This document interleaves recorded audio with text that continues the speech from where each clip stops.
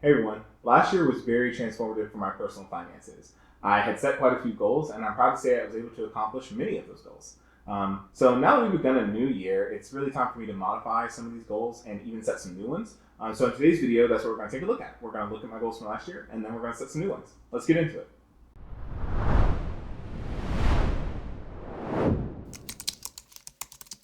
All right, so let's start with quickly going over last year's goals. In 2024, I wanted to accomplish two things mainly. I wanted to consistently invest a set dollar amount of $450 each month across my personal brokerage accounts.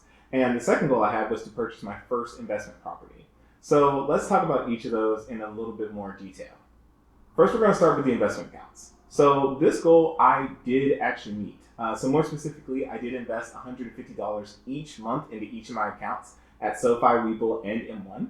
So this means that last year I dollar cost averaged a total of about $5,400. So even though that amount really sounds like a big amount, and it is, I found it was actually pretty easy to accomplish once I had really set up a lot of the automatic transfers and purchases. So it wasn't even something I really had to think about each month. It's something I just kind of had to check on once a month, and that made it a lot easier to accomplish. I'll talk more about that here in a bit. If you want to know more about my accounts in general, I did a video a few months ago where I went over all the balances of my accounts in more detail. So I've linked that above and in the description, so make sure to check it out if you want to know a bit more. I do plan on doing an updated video where I go over the end of year balances from 2024. So if that's something you're interested in, let me know down below, and I can prioritize making that one next. Now, my second goal for last year was to purchase an investment property. And off the bat, I'm just going to say that did not happen at all. I believe part of the reason was I was just not able to accomplish that task because I had a really large purchases last year that I had to make. And that really took away from my ability to really save enough to feel comfortable with a real estate purchase. All that said, the desire to have a rental property is something I will talk about shortly in my goals for 2025. So now that we've talked about 2024 goals, let's move on to 2025. This year, I really want to dial in my finances to add less worry. Last year, because I had many very large expenses, I consistently sort of felt worried about money. Not in the sense that I was worried I couldn't afford like my personal living expenses, but in the sense that I was kind of living paycheck to paycheck. And this was mostly because while I was being consistent about some things, like investing, which we just talked about, I was still spending way too much money on other areas where I should not have. And I really wasn't saving consistently either. So like for example, over the last year, I spent over $1,000 on mechanical keyboards. And even though it is a lovely hobby, I really do enjoy them. I should have put that money to better use in investing or maybe even a savings account. So that brings us to goal number one, which is savings. For this year, my goal is to reach 1 month of emergency savings. I'm going to start out the year prioritizing this goal by putting as much money as possible towards it. And once I reach it, I'll decrease the rate of savings, but I will look to grow the account to about 6 months worth of expenses saved in total. Now, the goal of 6 months of saving will take way more than this year to accomplish. There's just no way I can do that all in this year. But I will start it once I have the 1 month buffer. And the main reason why I really want to have this savings goal is pretty straightforward. I just want to reduce the amount of worry I have towards money, and that for me starts with having a larger savings buffer than I do. My next goal involves changes to my investment portfolio. So for now, I will keep my custom portfolio in one, and I'll continue to dollar cost average into it. But I will be making changes to some of the other brokerage accounts I do have. So first of all, I'm going to be closing both the SoFi and Webull brokerage accounts, and I'm going to transfer their funds to a single new brokerage account at Fidelity. In this new account, I will keep the shares of VOO that I purchased over the course of last year, but I will be adding SCHG, and future contributions to this account will probably just be purchases of SCHD. I can go into more detail as why I'm adding SCHG in a future video. So if you're interested in seeing that video, let me know down below and subscribe so you don't miss it. But the long and short of it is it's tech heavy. It has strict rules for what's included in its ETF, and it really does have a low expense ratio. In addition to this change, I'll be opening a new brokerage account with Fidelity, and in this account, I'll be purchasing dividend-paying ETFs, and I'll be reinvesting those dividends into that account as well. So this account will include SCHD and some other dividend ETFs that I'm still trying to figure out and select. And again, I plan on doing a larger video on this in the future, but I'm mainly opening this account because I really like the idea of building an account that can grow both in value and pay out a dividend. I think that's going to be a really great income source in the future when that portfolio grows large enough.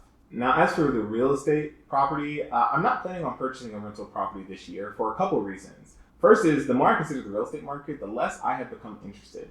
Now, before everybody flames me down in the comments, I'm not saying that I'll never do it, but I'm just less interested in it compared to stocks, which I personally understand way more than I do understand real estate. The second reason why I'll be avoiding it this year is that I'm currently in the process of moving my family, and so I'll most likely need to be putting a lot of my capital towards my own new primary residence, and I would not want to overextend my and my wife's finances, given the current housing rates and housing costs just in our general area, which are pretty high. All that said, I am considering investing in some REITs this year, as I could include them in that dividend portfolio or maybe the other ETF portfolio, but I'm not 100% sure about that decision just yet. If I do add some REITs to the portfolio, it would allow me to gain some exposure to real estate while still being really flexible, because I could easily sell out of the position on any given trading day. So in addition to these portfolio changes, I have a second general goal of reaching $10,000 in value across my entire brokerage portfolio. So this will include the M1 account and the Fidelity accounts. While I still have a way to go to reach that goal, I do believe if I keep my consistent investment of $450 every month, I should be able to reach that goal. So let's just hope that the markets are kind and I don't lose too much of my capital.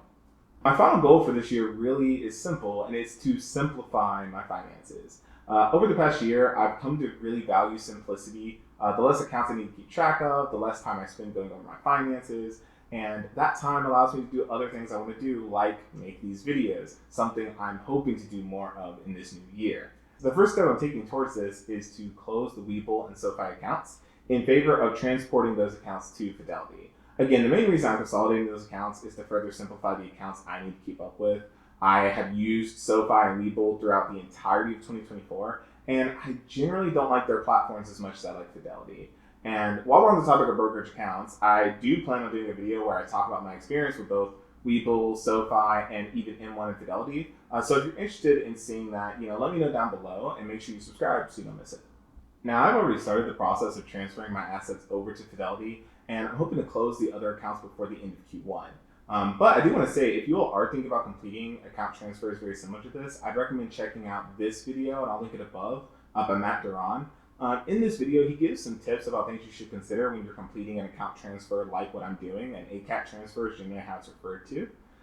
He made this video actually after I actually started my personal transfers, but I would recommend checking it out before you start, as he does cover a few little snafus that I have run into. And there's some good things that you should probably consider before you actually start the transfers yourself. Well, there you have it. So those are my goals for 2025. The first really being to save at least 1 month of emergency savings and start to working towards 6 months of emergency savings. The second goal, which is to change up my stock portfolio to include the new dividend portfolio, to make the changes to the ETF portfolio, and continue investing in the custom portfolio. And then the third and final is to just overall simplify my finances any way I can. So I'm starting that by reducing the number of brokerage accounts I have at different financial institutions. But there might be other ways I can simplify my finances, and as I come across those or as I make those changes, I hope to maybe post some update videos and let you all know what I'm doing there. That being said, thank you all so much for watching. Do you all have any financial goals for 2025? If you do, I'd be curious to hear them down below. I'd also be curious to know what you think about my goals for 2025, and maybe even some of the things that I accomplished in 2024. But thank you all so much for watching, and I'll see you all in the next one. Bye.